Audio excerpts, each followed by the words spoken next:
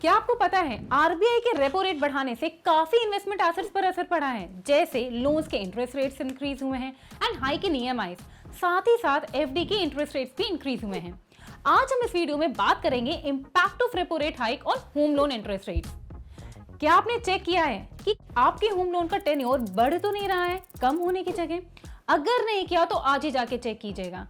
And in case आपके home loan का tenure बढ़ा है और लोन अमाउंट कम नहीं हो रहा है जैसे होना चाहिए, तो ये वीडियो आपके लिए बहुत जरूरी है देखना, इसे पूरा जरूर देखिएगा। Hello everyone, I am Apoorva Bhatnagar, welcome to our channel learn to save with Apoorva.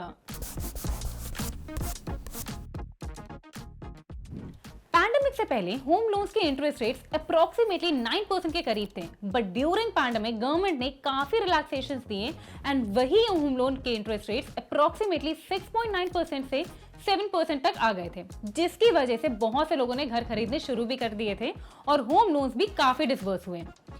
आइए अब सबसे पहले ये जानते हैं कि होम लोन का टेन्योर बढ़ा क्यों है।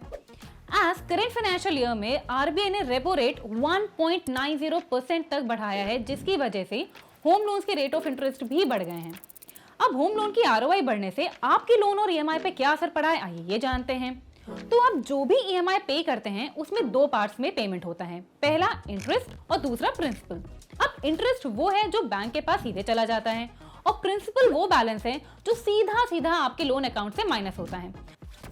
तो जब भी इंटरेस्ट रेट्स बढ़ते हैं होम लोन्स पर, तो आपके ईएमआई में से जो भी इंटरेस्ट पोर्शन डिडक्ट होता है वो ज्यादा होता है और प्रिंसिपल बैलेंस थोड़ा कम। अब हमारा ये मोटिव है कि ज्यादा से ज्यादा प्रिंसिपल बैलेंस डिडक्ट हो, जिससे लोन जल्दी से जल्दी पूरा हो सके। एंड अगर आपको ये जानना है कि लोन कैसे प्रीपे करें, तो आप हमारा होम लोन प्रीपेमेंट वाला वीडियो चेक कर सकते हैं, जिसका लिंक आई बटन में है। चलिए तो आइए जानते हैं कि ऐसा क्या हम कर सकते हैं जिससे हमारा प्रिंसिपल बैलेंस के साथ साथ होम लोन जल्दी से जल्दी पूरा हो और होम लोन का टेन्योर भी ना बढ़े।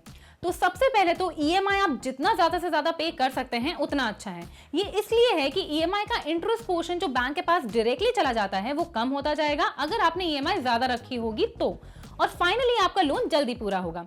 फॉर एग्जाम्पल, अगर आपने 75 लाख का लोन 8% पर एनम पर 10 इयर्स के लिए लिया है, तो आपको 90,996 की ईएमआई पे करनी होगी एंड ओवरऑल जो आपको इंटरेस्ट पे करना होगा बैंक को फॉर दिस 10 इयर्स वो होगा 34,19,483 का।